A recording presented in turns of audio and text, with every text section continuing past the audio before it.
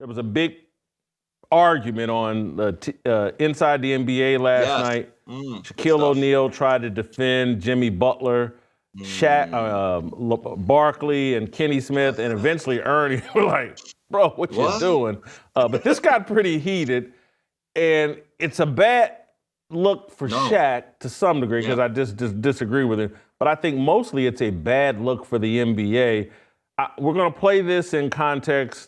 It's about 2 minutes and 30 seconds. I may ask to pause or cut it off at some point once I think you have the gist. But let's play SOT number 3 to get the audience up to speed. But Pat Riley ain't going to just give him away. That's fine. But Jimmy Butler's a really good player. I'm saying people that don't understand this is the business we understand it very well. Yeah, we understand. This is the business the public understands. Shaq. No, they have paid. Jimmy Butler makes $50 million a year. He want more. So what? He ain't getting more. Okay, so guess what? You don't want me. I don't want to be here. Okay, well then, but you can't just not show up to work. Why not? Because you took the other two. You took the 50 for this year and next year. Okay. So you're saying you took those two, but you not because you don't get 2 more. Doesn't matter. You could ask for a trade, but you gotta show up. Human nature. You don't want me. I don't want to be here. You don't feel a responsibility when you are under contract for this season to play this season. And next year. I do. But I'm not going to go all out. I was ready to say the other way. I'm not going to go outplay, but I'm not going to go out, especially like. You're not going to play hard? No, listen. I didn't say hard. I didn't say hard. I said I'm not going to go all out, especially if we're not going to win. You don't feel no obligation? Because you know what? At 35, what if I tear a knee and get hurt? You still going to make $50 million? You got $50 million coming. Bro, I want more, man. You keep talking about 2 years. What about year 3, 4, 5, and 6? I want more. Because if you were that good at that time, your extension would have been longer. No. You signed a deal that you thought was great at the time. He's old. Michael Jordan, let me give you this example. Michael Jordan played for $2.3 million. I understand. Like, when he was there, and then said, I signed the contract and I'm going to play. Period. That's what the Now, I could ask for more. And he never did. But Jimmy could ask for more, but he still has an obligation to show up. Did Michael Jordan end up leaving? He has the obligation to show up. He retired. Business of basketball. He came back and played for Washington. Yeah, he did. But also the business of basketball, go all out. Listen, go all out. You owe that. To your teammates. You owe that to the fans. You owe that to the franchise. No. You owe it to yourself. No, you owe it to your teammates more than. That's what I said. You can get mad at the Miami Heat organization, but the fans of Miami and those guys in that locker room, they ain't got nothing to do with you wanting a contract extension. Okay, Ernie, to your point, how come people don't play hard in the All-Star? How come players don't go? I wish we all had an answer to that. But they don't go. There's all no out consequences for losing an All-Star game. No, they don't go all out. There's consequences. They're not on the contract in There's All-Star one reason game. they don't go all out in the All-Star game because they don't want to get hurt. So again, if I'm not winning the championship at 35, right? He's making $50 million a year. Listen to what I'm saying. It might be another team that gives him an extension. That's everything that's wrong with professional athletics, particularly the NBA right now. The players make too much money. Their word isn't bond. And look, they'll sit. In the NBA, they got guaranteed contracts. So the money comes to them. They can't even make the claim that NFL teams, well, they'll cut you and blah, blah, blah. But there's no loyalty. Your word means nothing. An agreement means nothing. You pick and choose when you want to play hard. They don't care. They've made so much money. It's monopoly money. They couldn't care less about fans. They couldn't care less about competition. This was an incredibly bad look, I think, for the NBA. Just having this discussion, it just brings more light to how entitled these athletes are. Jimmy Butler's making $50 million a year. And because they don't want to give him a contract extension, when he still has another year left on his deal, he doesn't want to play. And Shaq defended it. My mind was blown. Bitcoin isn't going anywhere, so why not start stacking some today? The Fold app gives you Bitcoin rewards when you buy gift cards. At Amazon, Uber, DoorDash, and Home Depot, over 50 national merchants. Go to foldapp.com/Whitlock right now. New users get a Bitcoin bonus with their first gift card purchase. Start earning Bitcoin rewards today. Fold app. It was. Look, I completely disagree with the big illogical here, but that right there, that exchange, that 2.5-minute clip we showed, I don't know what game TNT aired last night. I guarantee you it was more entertaining than the game or any game they've shown this season. And you know what? I love that exchange. That's why Inside the NBA is the best part of that league. How many other shows are going to have that blunt of a discussion with differing viewpoints that get heated. It was like a real conversation. And as much as I disagree with Shaq, he has a right to his opinion. I love the fact that even Ernie, who's Mr. Switzerland, said, well, are you out of your mind? But here's the thing, though, and where I do appreciate Shaq saying what he said, as much as I disagree, Jason, his remarks are emblematic of today's NBA, and I'm glad someone expressed it so someone can push back, because the media is not going to do it. They coddle these guys. And Shaq himself is that guy. As someone who lived through the Lakers dynasties, who's now a fan in recess, there was a point where Shaq one time delayed surgery. So he was late to camp. He didn't play early. He didn't start to get going till February of that season, which pissed off Kobe Bryant.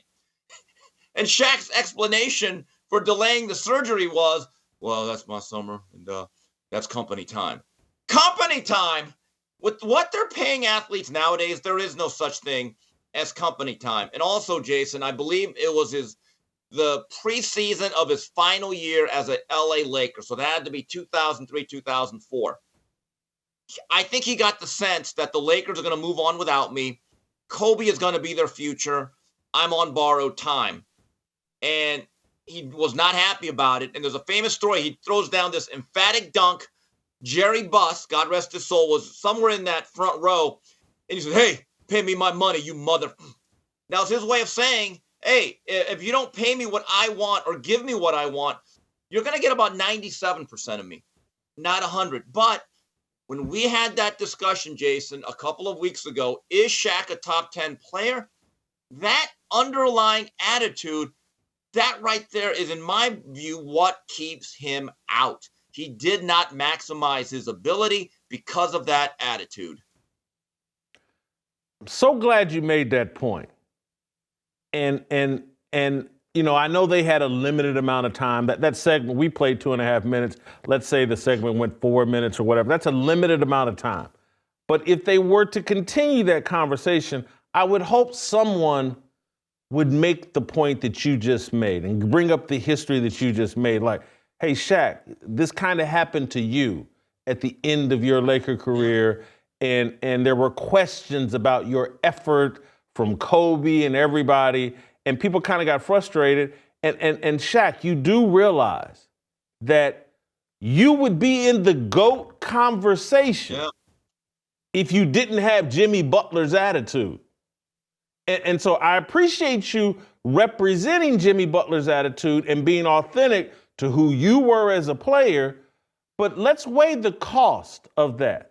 And because we keep having conversations about the GOAT, we keep having conversations about the top 10 players, and most people keep you out of it because you wouldn't put the effort in.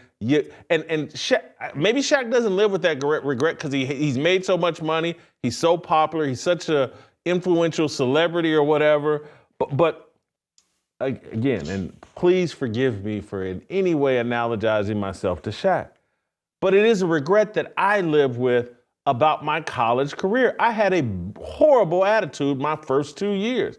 The coaches were killing me, and I was killing them right back because I was uncontrollable. I was an idiot like Shaq or Jimmy Butler. But as an adult, it's like one of my biggest regrets. Man, I wish I could redo my first 2 years at Ball State football. I could have been a really, really good player at Ball State, and maybe I would have been in better position to block Joe Smingy in 1988. But I live with a lot of regret. Shaq clearly doesn't because, again, he's made hundreds of millions of dollars and he's in the Hall of Fame. Yeah. You could have been the Orlando Pace of the MAC. But what's that line from Bronx Tale from Robert De Niro's character? There's nothing worse in life than wasted potential. And look, from a Lakers perspective, when we look at the legacy and you look back, when Shaq left, it left the Lakers from top of the mountain to the bottom of Death Valley, and it was tough. And Kobe had to carry the whole load with Smush Parker, Chris Mim, and a bunch of parts. It didn't work out, and it looked hopeless. And in the beginning, it looked like, we hitched our wagon to the wrong horse. Because remember, Shaq ended up winning a title in his second year in Miami.